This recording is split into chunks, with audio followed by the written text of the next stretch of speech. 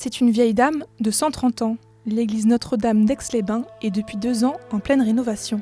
Les travaux ont débuté en 2018 par la façade extérieure, puis se sont poursuivis en 2020 par l'intérieur de l'édifice. Ce chantier d'envergure était devenu une nécessité. Il y avait des éléments extérieurs et même parfois intérieurs qui se cassaient et qui tombaient, donc il y avait un danger tout simplement pour le public.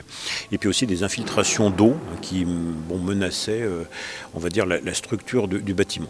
Donc c'est un travail de mise en sécurité, de rénovation et puis également d'esthétique.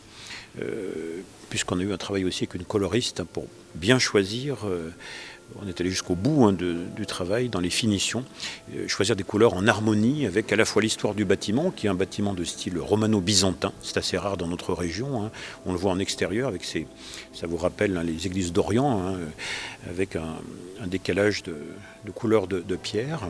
Comme toutes les communes françaises, la ville est responsable de l'entretien et de la rénovation de ses églises.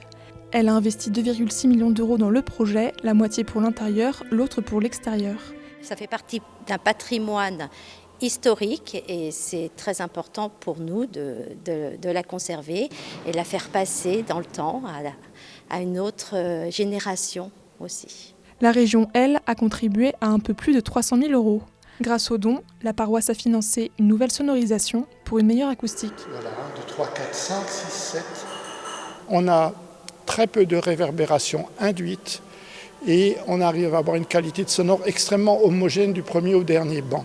Au plus fort des travaux, une équipe de 10 artisans venus de toute la France a travaillé pour rendre à Notre-Dame ses lettres de noblesse. Un véritable travail d'orfèvre puisque tout a été fait à la main. Le nettoyage des colonnes par exemple, la reprise des menuiseries ainsi que la peinture du plafond.